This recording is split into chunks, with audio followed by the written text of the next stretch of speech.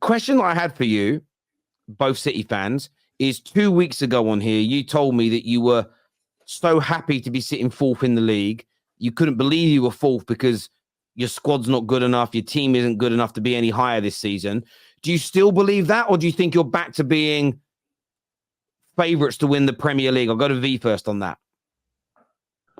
Asking me if we're favorites, I always backed my team, Terry. It wasn't a matter of that. It was just when we had that little injury spell and not having players available, that's when it's just like, what?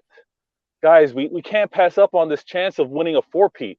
I think with King Kevin back, there's a lot of calmness, especially with me. I'm going to be honest with you. My calmness, my heart rate is calmed. It's lowered.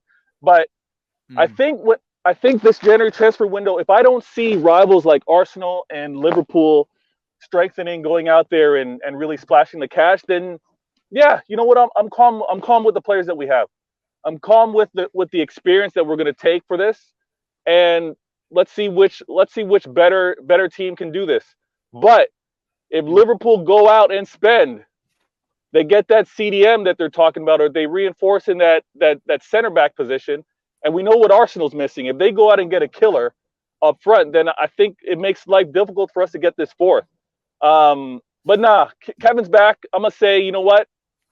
If the club decides not to get anybody else, let's go and get it. Let's go ahead and get it with just what we have. Hamza, do you see yourselves? I get you would back your team, but do you see yourselves as the best team in the league, as a favourite from this point? Your league title to lose? No, I think we're favourites on the base of the past, and the manager is impressive and the players. But I think those Liverpool have easy. They're basically once a week. These guys are playing a bunch of nobodies in Europa League. I'm being honest. They're playing literally. Imagine playing Europa League. Like literally, they got some good teams in there. It's easy. Let's be real. It's easy. You don't even need.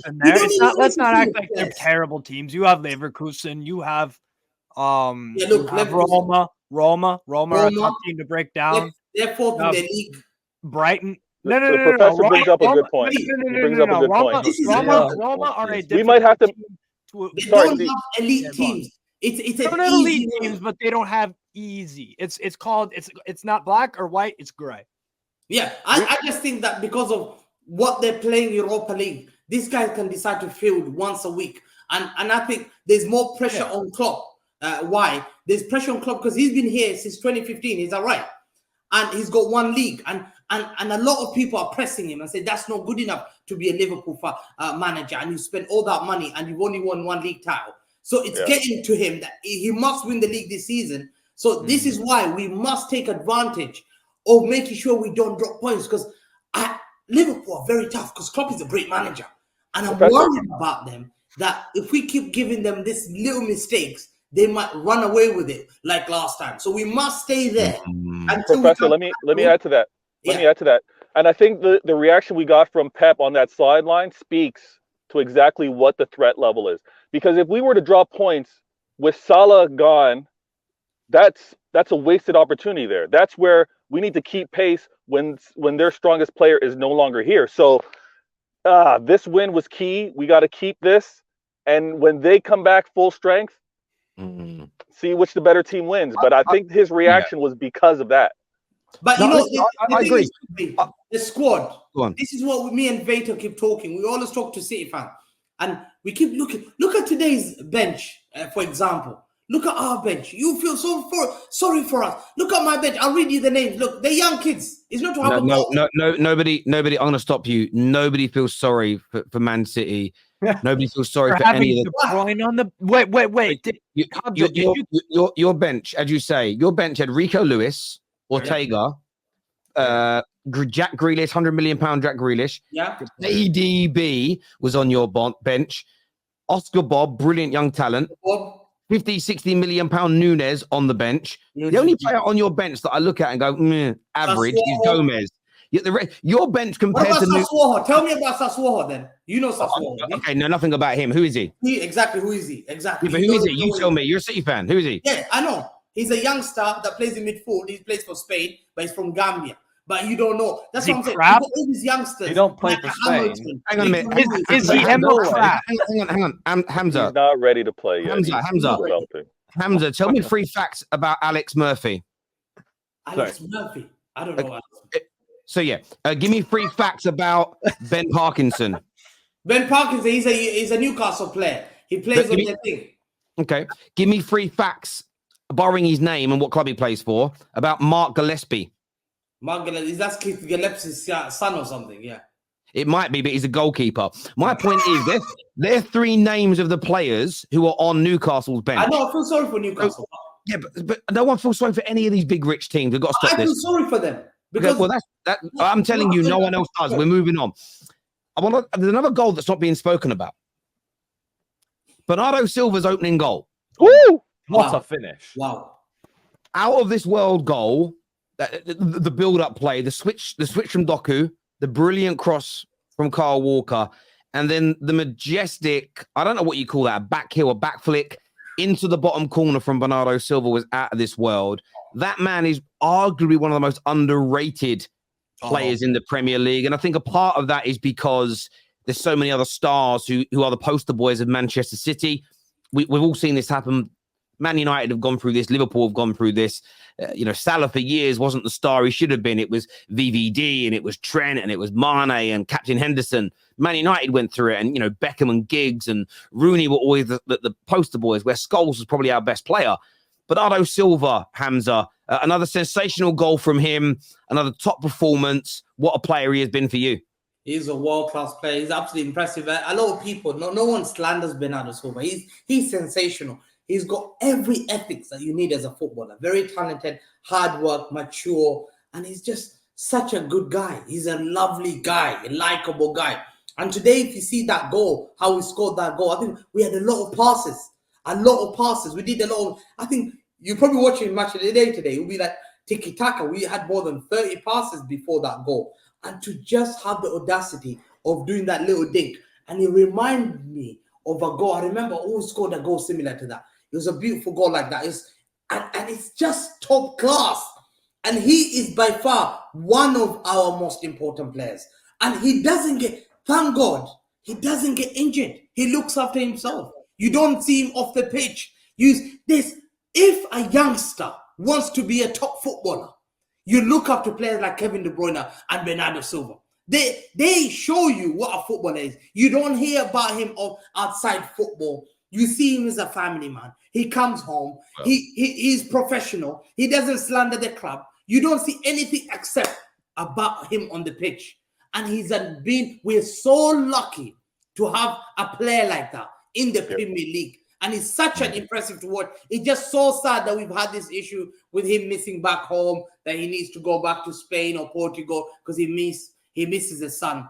But you know what? He's impressive. If we can give him vitamin D, 2,000 units once a day, and keep him here, I'll keep him here. I hear you on that. Matt, I want to ask you as an Arsenal fan, how ominous did this win feel to you from a title contention point of view? I mean, I was celebrating that 2-2 draw, as in they've dropped 2 points, and then they get that goal, and they're like, shit. Okay. So I think it was a real dagger, and it was like, Haaland's not even back yet. Haaland's not even back yet. And KDB is doing this. So I think once Haaland comes back, I think City are just going to roll it.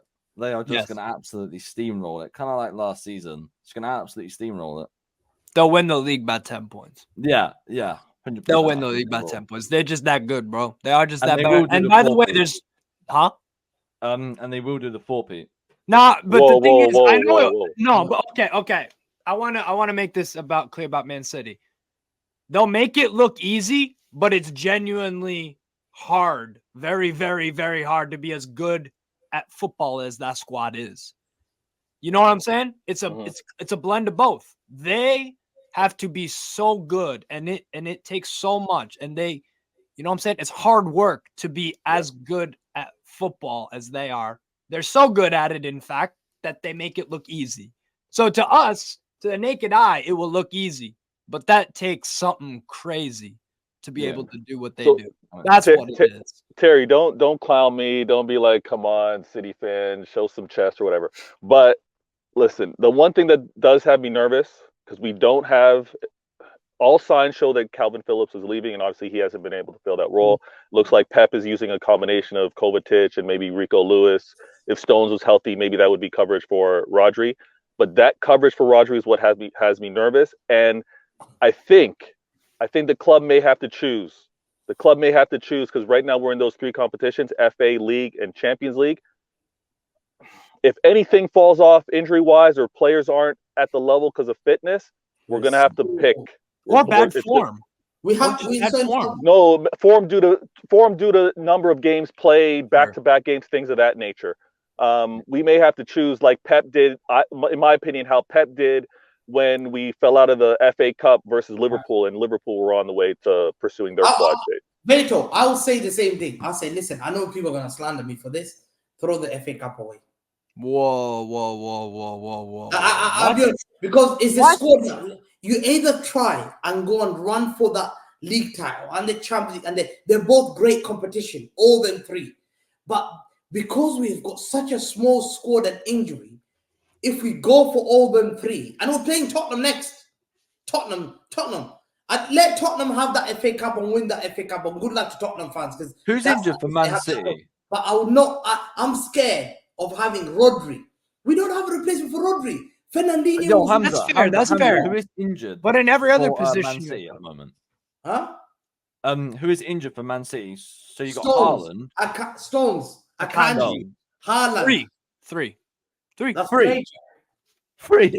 Yeah, and the key injuries, and they lost Gundogan and Pig. So they have major injuries. They don't have. Have you seen Newcastle's? Have you seen Tottenham's? Okay. No, but let's say, for example, it's like John Stones is like Van Dijk. If Van Dijk gets injured for Liverpool, and then Kevin De Bruyne was like they're Mo Salah. If you had Van Dijk and Mo Salah injured for Liverpool, I look at it this way. I get where you're coming from to a certain degree, but you don't need to throw these trophies away. No. You're out of the League Cup already, so that's 2 games semi-final wise you haven't got to play. If you stay in the FA Cup, if you stay in the FA Cup, it's 4 or 5 more games. You guys can cope with that. You've been there, you've done it, and you've worn the t-shirt before. The problem is if you throw the FA Cup and you play with your kids and you get knocked out, this notion people will come out with, what if we get injuries? Well, I've seen teams rest players, and then the following game, the players that were rested get injuries. What happens if you rest players and you go out of the FA Cup, and then you get the injuries anyway, and you don't win the Premier League by a point or two, and you don't win any trophy, and then you get knocked out of the Champions League and you win no trophies because you sacrificed one. I don't think you can make those decisions about those big tournaments. You guys have got, yes, you could do a 4P. You could do back-to-back trebles. Yeah, what? You could. You may not, but you could. Because you've already got. You're the best team in the world. When Man United won the treble in 1999, we were amazing. We were one of the best teams in the world. Do you know how good the Italian teams and the Spanish teams, for instance, and the French teams all were back then? I'm taking nothing away from this Man City team. Man City right now are the best football team in the world. There are a couple that come close to you, but I still think you're better. You shouldn't be throwing any of these 3 trophies away, because if you did back-to-back trebles, there is an argument. Not only would you be the greatest English team of all time, if you did back-to-back trebles, you could argue you're the greatest football team in the history of football. Club team, that is, of course. So if you're a City fan, I would say, I'm going to quote a little bit of S Club 7, reach for the goddamn stars, because at the very least, you might just end up at the moon with one of those trophies. You start cutting this trophy out, telling your players, don't worry about this one. You could walk away with nothing. And that doesn't undo all your greatness, but it would make it a poor season. And you're still the best team. Haaland's going to come back fresh. KDB now for the rest of the season, fresh. Yes, you've got Stones out. He'll be back soon. You might even buy somebody else to come in. And I know you haven't got replacements in for players like the one that are as good, but Doku is the replacement for Riyad Mahrez, and he's going to get better as an example. Oscar Bob is now coming through the team, and he is looking excellent. You have bought players. You have as big a squad as you had last year. maybe not quite as good. The quality. You can still do this treble. You lost could the still do quality. it. You could still do it, bro. You could still do it. You're right. What I We would lost the say about quality, Man that's the City, problem. right, is that their defense this season has been a little bit shaky. I think, like they are conceding more goals than I've expected them to concede. They've not they've not kept many clean sheets either. I don't think so. That's probably one of the weaknesses I would put. I think that's a weakness, but it's also because Liverpool and Villa and Arsenal and Spurs are all Arsenal in and around what they were last year overall, not as good at attacking. But there's so many other teams that have improved this year. Like I said at the beginning of this video, this City team's better than the Centurions. The points total argument is a little bit fugazi for me because you didn't have Liverpool as good as they are now, Villa at this level, Arsenal at this level, Spurs at this level. If you had four other teams at that level back in 17, 18, I don't believe City would have got 100 points because many of those teams would have taken points off of Man City and it would have been harder. So it's sometimes a case of what are you competing against? And sometimes eras are a crazy thing to look at. It's why in tennis, there's a lot of tennis experts who rate Andy Murray above many other Grand Slam winners who have won more Grand Slams than him. Because they say that Murray was doing it in the Djokovic, Federer, Nadal era, and no one else ever had to compete against that, and he still won 3 Grand Slam titles. If you just took one of those guys away, most experts of that sport say he would have won anywhere between 6 to 15 of these damn things. It's just he was against the 3 greatest players of all time. Sometimes who you're competing against weighs things up. There are certain heavyweight boxers that were in the Muhammad Ali, Foreman era who didn't become world champions that were better than some of the heavyweights that are around now that have been world champions. You have to sometimes look at this. Depends who you're up against, what is going on. They're all key components.